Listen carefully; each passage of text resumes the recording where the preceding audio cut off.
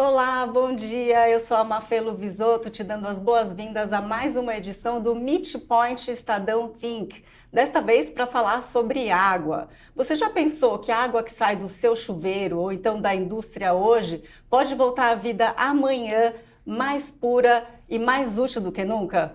Pois é, hoje o assunto é água de reuso. A gente vai falar sobre água de reuso como uma estratégia para avançar pelo Brasil com relação ao saneamento, segurança hídrica, não só para abastecimento da população, como também para atividades econômicas. E para falar sobre o assunto, eu tenho aqui três convidados. O Marcos Valeiro, que é diretor de desenvolvimento de negócios da Veolia. Tudo bem? Bom dia, Mafê. Bom dia, bem-vindo. Muito obrigado. Também com a gente o Eduardo Pedrosa, que é diretor de novos negócios da GS Nima. Bem-vindo, Pedrosa. Bom dia, Mafê. Bom dia a todos. Satisfação estar aqui com os colegas nesse tema tão importante. E também participando com a gente o Munir Abud, que é presidente da AESB. Bem-vindo. Obrigado, Mafê. Bom dia a todos que nos acompanham. Muito bem, eu queria começar então falando com o Marcos, para vocês se apresentarem, né, falarem um pouquinho das respectivas empresas. Marcos, a Veolia existe há 170 anos e está há 80 anos aqui no Brasil, é isso? Verdade, Mafê. Nós estamos há 170 anos atuando e 80 anos atuando no Brasil, protagonizando os projetos de saneamento. Nós estamos muito comprometidos com a transformação ecológica. O que significa transformação ecológica? É o estabelecimento de parcerias com os municípios e com a indústria para auxiliá-los na busca da sustentabilidade das suas operações, sempre de forma viável economicamente e tecnicamente. Esse é o nosso compromisso e essa é a nossa ambição também para os próximos anos. Muito bem. E você, Pedrosa? Bom, a GS Nima é uma empresa que tem uma história de 70 anos. Ela tem valores importantes que é o pioneirismo e a inovação. Fomos pioneiros em vários países, Chile com dessalinização, na própria Espanha com algumas tecnologias, Estados Unidos, e aqui no Brasil somos pioneiros também em projetos de reuso de água. Estamos aqui há 30 anos. Começamos com um dos principais projetos de saneamento, né, o primeiro grande, acima de 500 mil habitantes em Ribeirão Preto, começando com a participação privada. Na época, Mafê, tinha só 2% de cobertura de saneamento, hoje já tem 99%, e ao longo desses 30 anos estamos aí em segmentos industriais, e fortemente nesse segmento de reuso de água e dessalinização. Perfeito. E a AESB é a sigla para a Associação Brasileira das Empresas Estaduais de Saneamento, certo, Munir? Exato, Mafê. A AESB congrega as grandes companhias que pautam o saneamento no Brasil há décadas. A AESB é a grande responsável pelo maior volume de investimentos hoje em saneamento básico. Estamos aí nessa incansável luta pela universalização, a considerar as metas estabelecidas pelo novo marco e, é claro, buscando sempre se modernizar e soluções alternativas para que a universalização se torne possível. Estamos dedicados no propósito de atingir essa meta até 2033. Bom, Marcos, então falando do tema, né, especificamente, o que tem sido feito para que o saneamento avance no Brasil, para que a gente tenha segurança hídrica, para abastecimento da população e também para atividades econômicas? Muito importante essa pergunta, Mafê. E uma das coisas que chama muito a atenção é as oportunidades que o Brasil tem, né, de você conseguir alcançar a universalização dos serviços de saneamento básico com a circularidade da água, com a economia circular. Uma das coisas que chama muito a atenção, por exemplo, é que vamos pegar o caso da Espanha. 10% dos efluentes gerados na Espanha geram água de reuso, né? No Brasil, isso é muito inferior a 1%.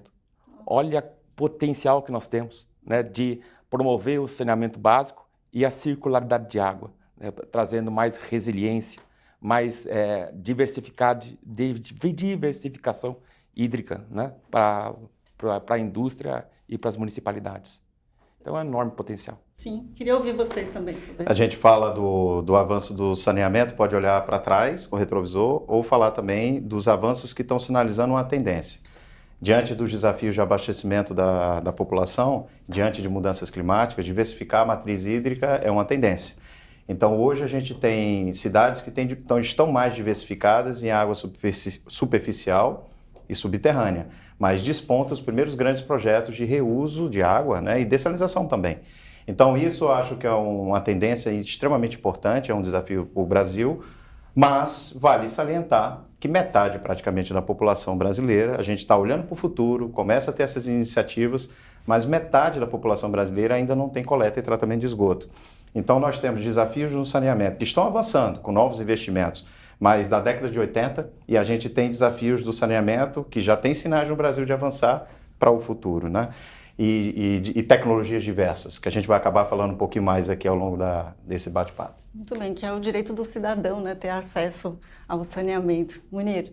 Mafê, lado bom disso tudo e desse programa é que o saneamento passou a ser colocado no palco das discussões no Brasil, que não era tão visto na década de 80, 90, nos anos 2000, mas hoje efetivamente o saneamento está na mesa do povo brasileiro, enxergando a importância de como você faz para ter sua praia limpa, você tem que ter esgoto tratado, como você faz para evitar doenças de veiculação hídrica, você tem que beber uma água própria para consumo. E as mudanças climáticas, especialmente no Brasil, nos trouxeram um alerta, que o saneamento de hoje não pode ser lido com a tecnologia da década de 80, de 90, ele tem que se modernizar. E para se modernizar, ponto fundamental para completar a resposta do Pedrosa, do Marcos, que é a diversificação da matriz hídrica, rompendo preconceitos.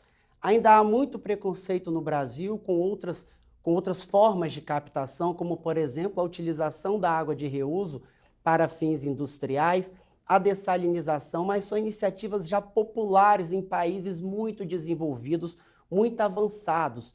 Qual a importância de discutir isso hoje? Porque nós estamos vivendo a transformação. Então, se nós não resolvemos o problema de hoje, que muitas vezes uma dessalinizadora parece obsoleta num país com tantos rios, há 3, 4 décadas à frente, nossos herdeiros podem olhar para trás e enxergar que nós falhamos. Então, para evitar que isso aconteça, nós precisamos de construir, em paralelo aos avanços da universalização, grande parte do Brasil, parte relevante, não tem acesso ao serviço de saneamento básico, mas ao lado disso nós também precisamos construir uma garantia, uma segurança para o futuro, porque senão de nada vai adiantar esses avanços de hoje com o crescimento populacional e a defasagem de recursos hídricos, os avanços vão se mostrar daqui a 2, 3 décadas insuficientes. Então nós não queremos olhar para trás e enxergar que erramos, queremos construir hoje um futuro sustentável com a diversificação de matriz hídrica, entregando com compromisso, qualidade e sustentabilidade a tão desejada universalização à população. Universalização essa que, para encerrar, não é apenas o fornecimento do serviço de saneamento básico, mas a estabilidade no fornecimento. Então não basta ter rede de água e estações de tratamento de água aptas a atender a população, precisa ter um insumo básico, a água. Então esse é o ponto fundamental que as companhias devem se direcionar, essa deve ser a nossa estrela guia. Avançar pensando em segurança para o futuro e corrigir os erros do passado. Essa estabilidade que vem aí da diversificação, né, que é muito importante.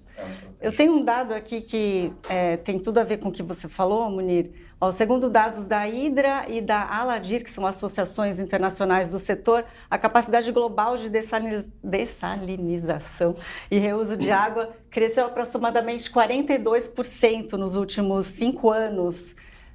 Pedrosa, o que esse avanço revela aí como tendência mundial? Até legal, dessalinização é uma palavra difícil, né? Vou falar dessal, fica mais popular. Mas assim, isso é um retrato, a Hidra é a Associação Internacional de Reuso e Dessalinização e a Aladir é a latino-americana. Mas esses projetos são projetos de infraestrutura, não são fáceis assim, crescer tão rapidamente em tão pouco tempo, né? 5 anos, 40%. Mas isso mostra que o reuso de água e a dessalinização são ferramentas de adaptação climática.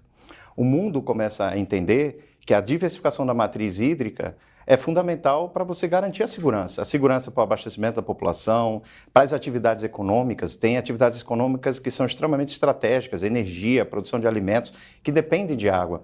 Então você percebe que o mundo já enxergou isso, e isso está chegando no Brasil. Ainda temos aqui apenas 1%, mas podemos chegar a muito mais. E não é uma questão tecnológica. Tem uma questão de adaptar a realidade brasileira, nós somos um país continental, mas eu acho que esse é um número que revela que tem muitos países que estão se preparando e o Brasil tem que despertar para isso. Você falou que não é uma questão tecnológica. Marcos, o que a gente tem hoje de mais moderno, mais disruptivo nessa área de reuso? Na área de tecnologia, bom, a Veolia tem um portfólio de tecnologias muito extenso e a primeira sinalização que a gente pode dar é que não existe uma camisa M que serve para todo o corpo, certo? Assim, depende muito das circunstâncias. Tem um tamanho único. Não tem um tamanho único, né? As necessidades que imperam no Espírito Santo não são as mesmas que talvez sejam do sertão nordestino, nem a condição da Amazônia, nem tampouco daquilo que ocorre no Rio Grande do Sul. Do ponto de vista de tecnologia, o que a gente pode dizer é que não existe efluente que não possa ser convertido em água de altíssima pureza, que pode, inclusive, atender necessidades que são superiores até da água potável. Até no caso do Espírito Santo, a qualidade exigida da água para os clientes industriais supera aquilo que é necessário para a potabilidade. E as tecnologias associadas são justamente para que você viabilize economicamente que essa água de reuso seja a um valor econômico que faça sentido para o usuário final, né? Essa é a grande arte. Então, a associação de sistemas biológicos com membranas conseguem produzir essa água numa qualidade consistente e a valores que permitem que esses projetos sejam estruturados e vão adiante. Complementando o que eu acho que trazendo a pauta, existem várias inovações com esse projeto em Vitória, né? Existe uma inovação tecnológica, o pioneirismo da GS Nima, que associado a uma tecnologia da Veolia, Marcos, que inclusive vai ser a primeira vez que a gente vai ter essa tecnologia que a gente vai trazer para cá, que é um processo biológico que remove nitrogênio e fósforo, que tem uma membrana específica, que tem uma recirculação, sem querer ser muito técnico, um Mendense, né? Mas a gente está trazendo o pioneirismo dessa tecnologia, mas há também uma inovação política, uma inovação de negócio, porque foi a primeira concorrência pública. Então, quando a gente fala de inovação, a gente fala muito de tecnologia, mas há uma inovação também da estruturação do negócio que eu acho que vale muito a pena a gente enfatizar esse ponto. E só uma frase, eu vou repetir porque eu estava conversando com o Marcos aqui no café e ele me falou, a tecnologia não é aquela que é mais moderna, é aquela que é mais adequada. É a mais adequada. Porque, e aí num portfólio amplo de tecnologias das empresas globais, a Veolia é uma das principais, e tem como você customizar essas realidades brasileiras. Isso é um exemplo que a gente acredita que deve inspirar o Brasil para outras realidades, né? Tem a questão tecnológica para viabilizar economicamente, mas há a questão de entender o modelo de que esse é um novo mercado, que a diversificação da matriz hídrica traz segurança hídrica, e a gente está falando um modelo aí que a indústria capitaneou a demanda. Esse projeto, né, começou com a Celor, hoje já se estende a outras empresas também, como a Vale, e a gente acredita que isso possa ser inspirador. Temos o projeto Aquapolo, mas não foi uma concorrência, foi muito mais uma parceria entre... Depois a gente traz mais detalhes aqui entre as empresas. E talvez para concluir, o Brasil é diverso e complexo, mas pode-se afirmar que o Brasil tem uma indústria aquointensiva. É uma indústria que demanda muita água. E é o caso, por exemplo, da indústria siderúrgica. Então, à medida que você faz com que a água de reuso perenize acesso à água, você garante a resiliência das operações, a continuidade das operações. E isso é fundamental, é um jogo de ganha-ganha.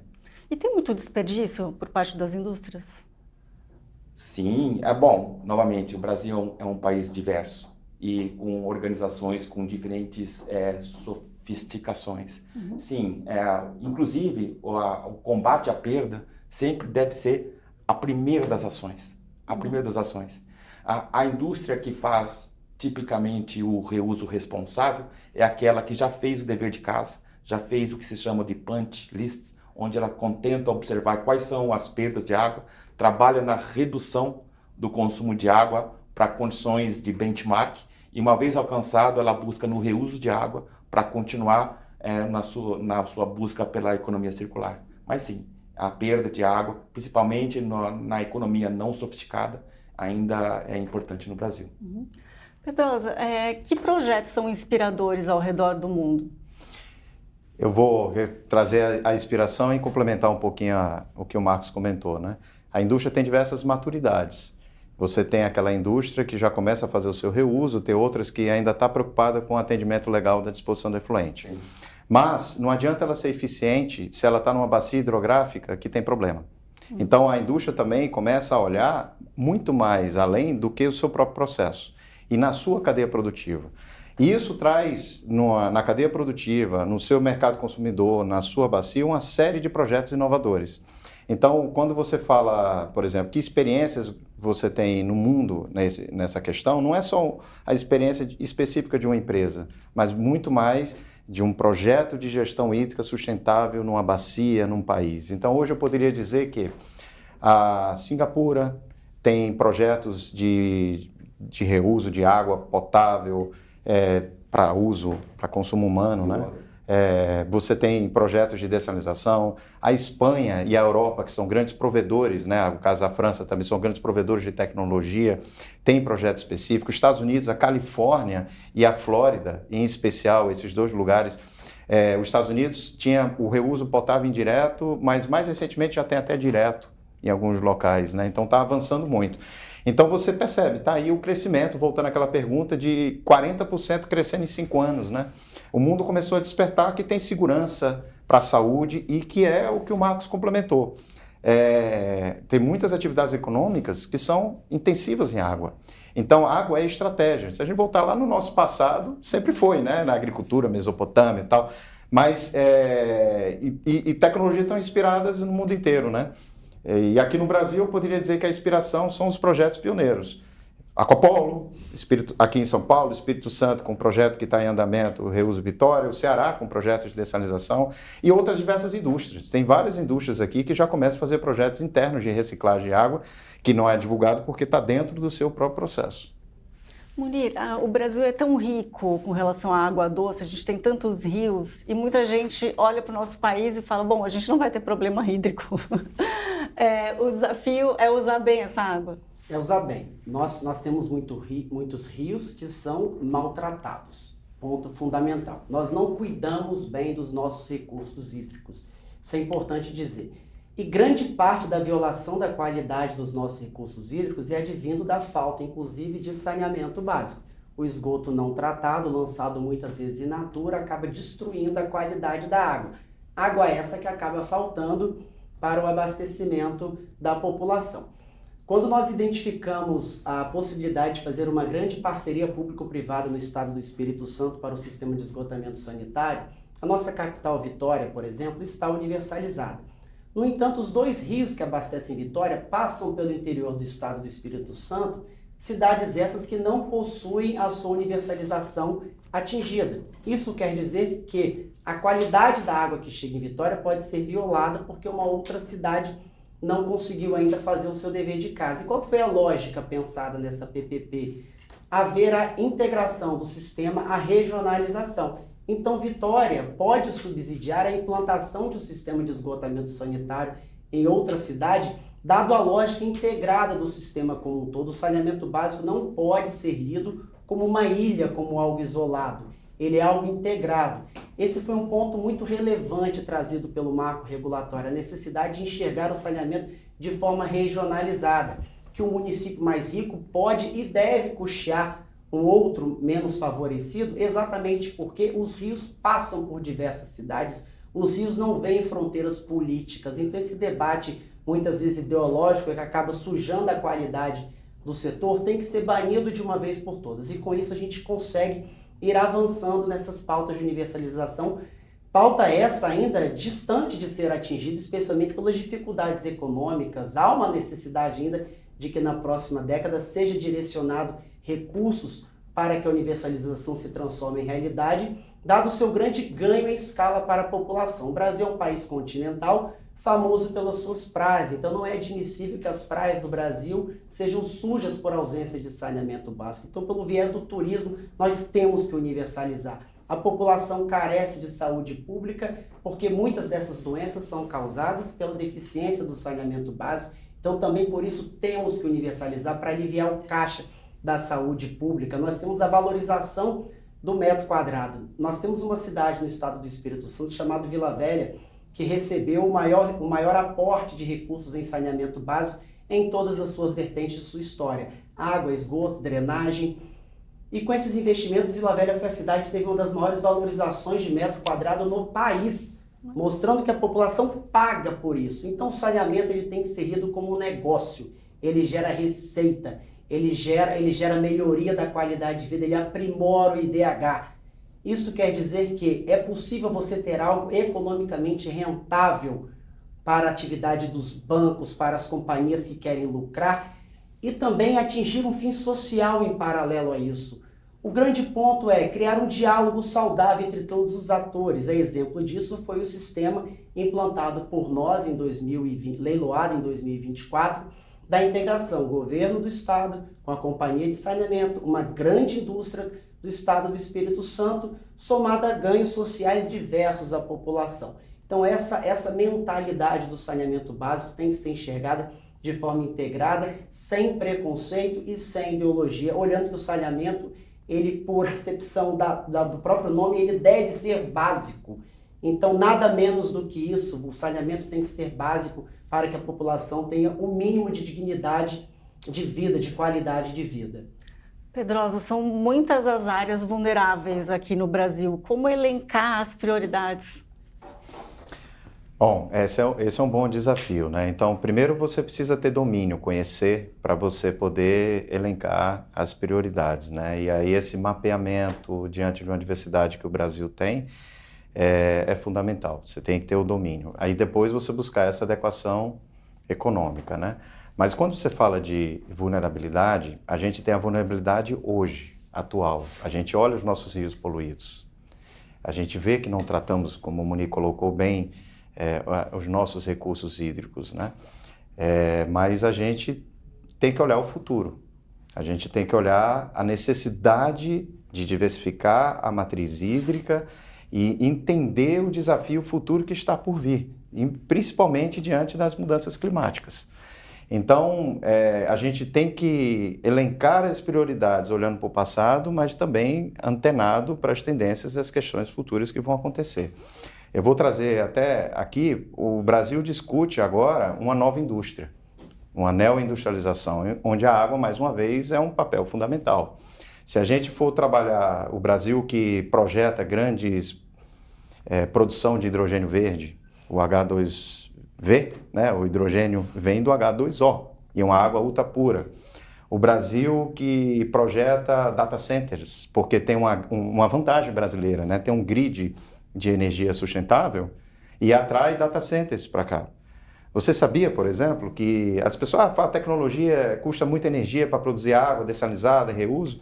Hoje um clique no Google, uma pesquisa no Google, consome a mesma energia para você produzir um copo de água dessalinizada de água do mar. Se fosse reuso, seria 5 vezes o copo de água. Então, e para produzir energia, você depende de uma questão hídrica. Então, a gente tem que elencar a prioridade com o domínio do que o Brasil, dos problemas que a gente enfrenta, mas também um olhar para o futuro.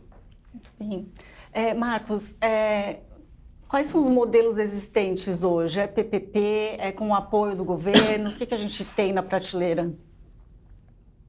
Olha, eu entendo que eu até gostaria de passar a palavra para os colegas que versam muito mais do que eu nesse assunto. A gente faz e depois devolve a bola aí na questão. Na inovação, aí até o Muni complementar, né? Eu vou trazer o histórico do Aquapolo. O Aquapolo foi um modelo de parceria. Você teve a Sabesp, né, e a iniciativa privada, com um demandante privado também, que captava água de um recurso hídrico, né? E isso foi um modelo. Outros modelos estão acontecendo no Brasil. Além das iniciativas da AGS NIM e da Veolia, existem outros que estão acelerando o saneamento, ter rede coletora para ter esgoto para vender para a indústria, como se passa no Rio de Janeiro. O lado inovador dessa parceria, né, até acho que o Muni pode complementar, dessa parceria da iniciativa privada como uma subconcessão, que é o que acontece lá na CESAM, é que promoveu uma concorrência e um projeto que é um projeto de saneamento. Ele está poupando a água de um importante manancial lá do Espírito Santo, o Rio Santa Maria, e ao mesmo tempo está desativando uma estação. Então, existem diversos modelos que podem ser adaptados a várias realidades. O que eu diria que o importante é atrair investimentos, atrair com livre mercado, competição, e aí tem soluções tecnológicas diversas que a Veolia, por exemplo, está aportando aí, não só dentro desses projetos, mas também na área industrial, né? Na área industrial, sim. Mafê, o modelo jurídico adotado pode ser diverso. É importante que seja feito através de uma parceria com a iniciativa privada por algumas razões. O modelo capixaba ele foi feito através de uma subconcessão, uma espécie da concessão abaixo dela, ou poderíamos fazer através de uma PPP, como é desenhado o nosso modelo de dessalinizadora, através de uma parceria com a iniciativa privada, sendo espécie do gênero concessão em sentido lato. O que a gente tem que destacar, que é relevante, é entender que as companhias elas têm uma dificuldade de investimento hoje, especialmente pela necessidade de acelerar o que é básico. Então nós temos que ainda adimplir o que é básico, entregar água potável na casa do cidadão, coletar e tratar o esgoto e tentar devolvê-lo da forma ambientalmente correta. Esse básico nós ainda estamos em atraso. Então como explicar que se nós não conseguimos ainda o básico, nós vamos pensar em algo além do básico? De uma forma muito simples. Essa é a importância da união público com o privado. Porque o privado ele consegue trazer uma capacidade de inovação e eficiência e, mais importante, antecipar os investimentos de décadas para o dia de hoje. Então, a parceria privada, público-privada, ela tem um condão especial de aliar a capacidade de gestão do poder público com a capacidade de inovação, de geração de receita da iniciativa privada. Então, acreditamos que os melhores modelos vão ser sempre aqueles advindos de um sistema de concessão. Por uma lógica simples, a concessão você atrai o capital privado, você antecipa esses investimentos que, se fossem feitos com o poder público no seu orçamento ordinário, talvez poderiam levar algumas décadas. Então, essa associação, banindo a ideologia do projeto de universalização do saneamento básico, se mostra exitosa. A iniciativa privada quer aportar recurso no saneamento. As companhias precisam desse recurso. É importante haver essa união de forças. O privado ganha, o privado lucra, é claro, as companhias conseguem atingir a universalização e no final disso tudo quem ganha é a população. A população acaba sendo o grande vencedor desse jogo de ganha-ganha. Esse foi a grande receita de sucesso em países europeus, por exemplo. A lei de PPP, inclusive, é criada em um país europeu, foi pensada lá. Então, esses modelos podem ser replicados aqui. Nosso país tem dimensões continentais, então esse modelo jurídico pode ser adaptado aqui. Já está sendo, inclusive, de forma exitosa, como mencionei. Nós temos uma dessalinizadora sendo feita sob regime de PPP, nós temos um grande projeto de reuso na modalidade de subconcessão. São Paulo com a Aquapolo fez um pouco diferente, mas no final do dia é uma parceria com a iniciativa privada, é um privado que opera. Então o importante é isso, é ter essa compreensão de que o privado pode vir ao jogo e deve vir ao jogo da universalização, trazendo o que ele tem de melhor, aliando com o que nós de cá temos de melhor também. Essa é a receita do sucesso. O grande X da questão é: nós temos sim uma deficiência de investimento e o privado tem condição de resolver esse problema conosco, para que no final do dia, como mencionei, a população seja beneficiada. Muito bem, esse investimento... E trazer tecnologia, né? E se eu puder tomar proveito do que o Murilo falou e aterrissar para um caso que está acontecendo agora no Rio de Janeiro, Duques de Caxias é uma comarca, uma cidade que reconhecidamente carece de serviços de saneamento e justamente por conta da iniciativa privada e da necessidade da perenização de acesso à água pela polo petroquímico que lá está instalado, vai acelerar um investimento e trazer para a população do Duque de Caxias esse acesso ao saneamento. É um jogo de ganha-ganha. Agora, fundamental, que sejam políticas de Estado e não de gestão. O nosso governador Renato Casagrande teve essa visão de que é necessário preparar o Estado para as mudanças climáticas futuras. Seguramente não vai ser ele nem eu quem vamos inaugurar essas duas grandes plantas de dessalinização e reuso. Mas os nossos herdeiros e nós mesmos vamos desfrutar da qualidade da água, do abastecimento, do saneamento, do tratamento de esgoto que aquilo vai entregar à população. Então essa mentalidade ela tem que atravessar mandatos, tem que ser algo sólido na cultura da gestão pública brasileira. E você vê que o desafio, né, pegando um pouquinho o que o Marcos colocou, é a viabilidade econômica da água também, né? Então, isso passa por inovação tecnológica. E por isso as tecnologias que são desenvolvidas na AGS Nima, empresa que tem patentes, na Veolia, que também tem uma tradição aí de diversas tecnologias, como as empresas estão investindo para trazer novas tecnologias para viabilizar economicamente a conversão de uma água residuária em regenerar e trazer uma água para a indústria. A gente está falando muito aqui da sinergia de público e privada, do esgoto, mas também existe o próprio efluente industrial, em que existem muitas iniciativas e essas experiências já se passaram na França, na Espanha, a AGS Nima, hoje em 12 países, tem diversos projetos, que é uma realidade que a gente acredita que o Brasil tem um grande mercado para desenvolver e isso é muito estratégico para o nosso país. Perfeito, tem que ter planejamento, Exato. Investimento. Marcos, queria falar sobre uma meta, né, que a Veolia traçou até 2027, metas de sustentabilidade de um plano chamado Green Up.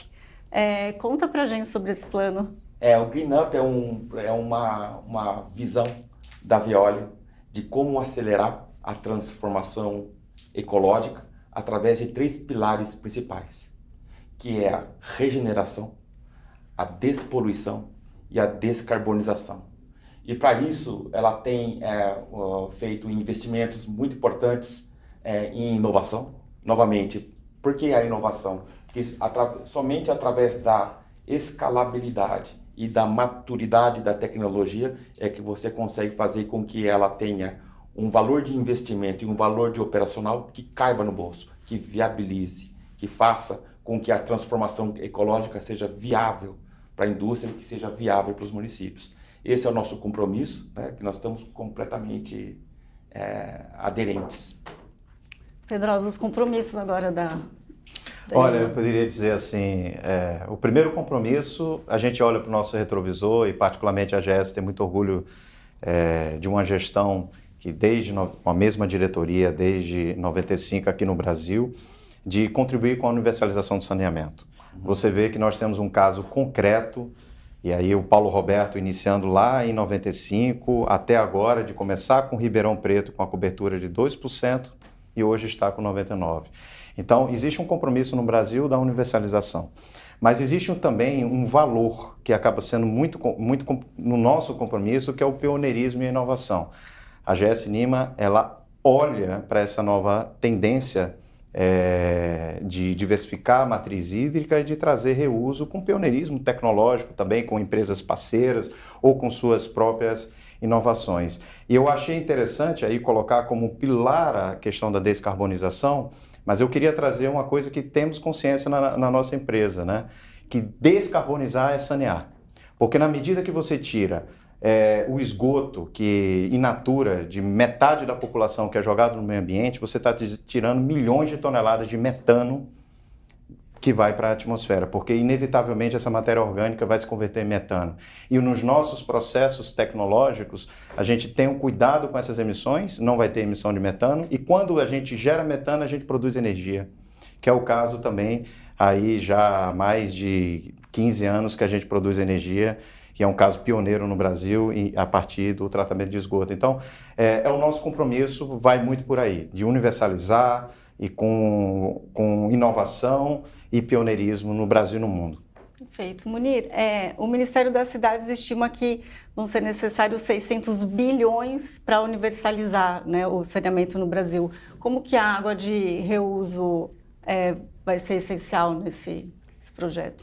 Quando as companhias começarem a enxergar, e já começaram, que os projetos de água de reuso geram uma receita acessória aos seus contratos de concessão, receitas essas que podem aliviar essa conta da universalização. Que, aliás, particularmente, acredito que ela já deve estar perto de R$1 trilhão, não mais dos 600 bilhões de reais. Então, quando nós começarmos a enxergar que a venda da água de reuso, a associação ao público industrial pode gerar receita, essa receita diminui essa conta de 600 bilhões de reais ou R$1 trilhão. Por isso é que é tão importante essa conexão da ESB com a LADIR e com a CNI.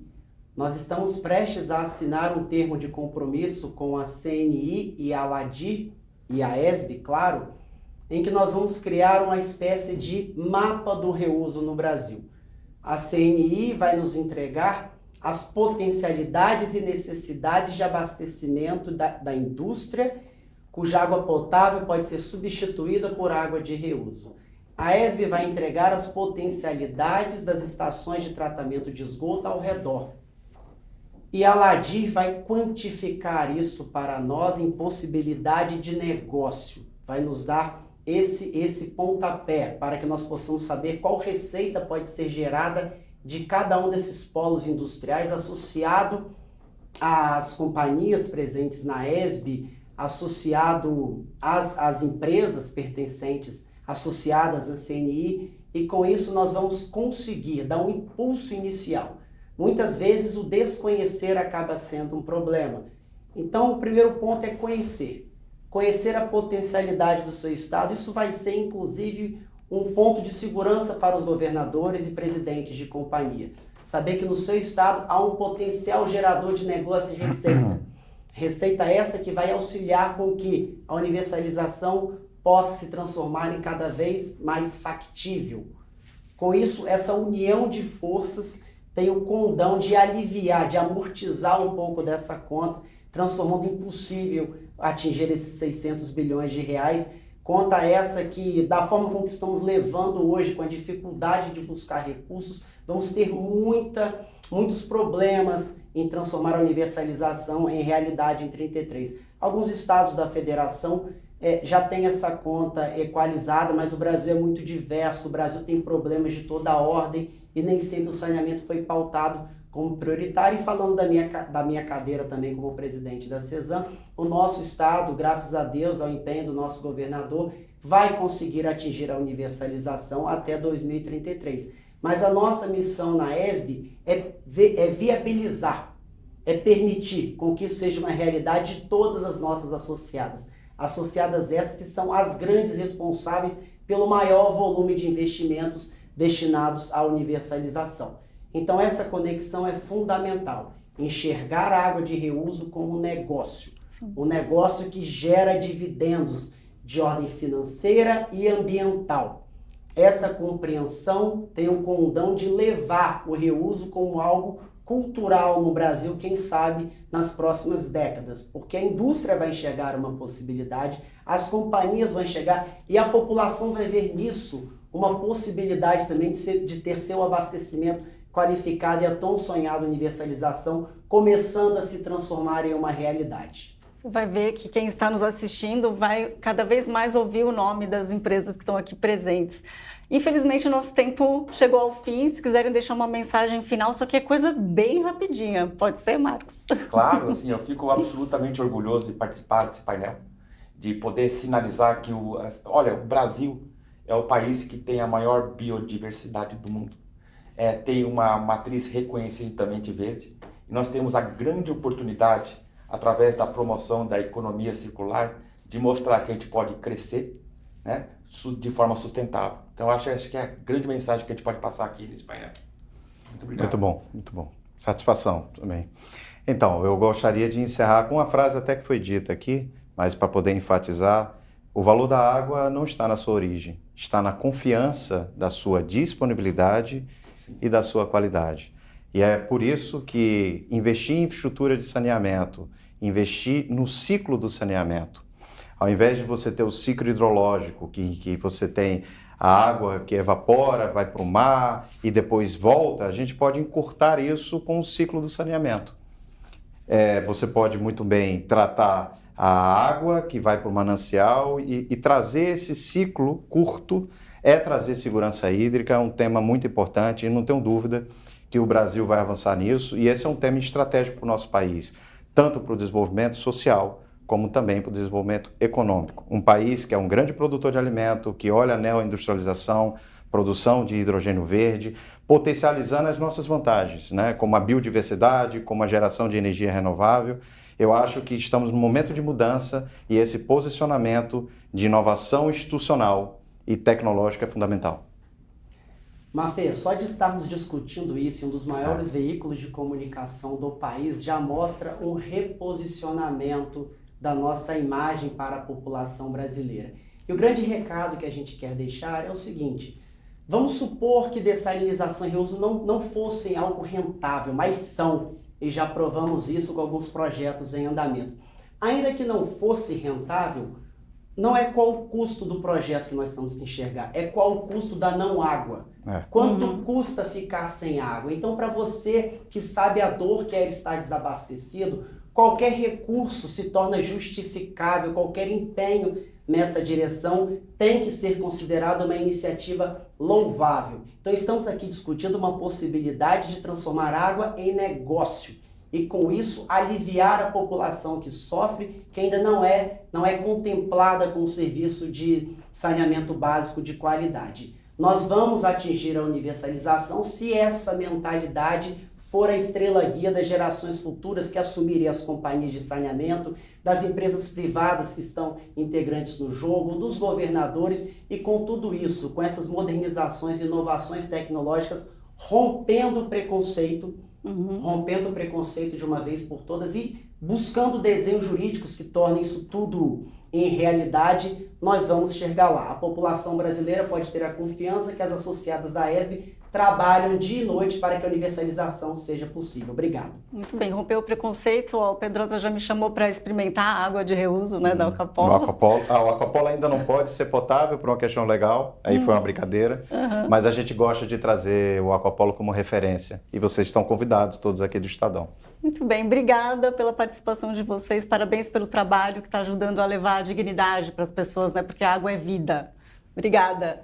E agradeço a você que está aí do outro lado da tela acompanhando mais essa edição do Meet Point Estadão Think. Esse evento é um patrocínio da GS Nima e também Veolia e uma produção do Estadão Blue Studio. Até uma próxima!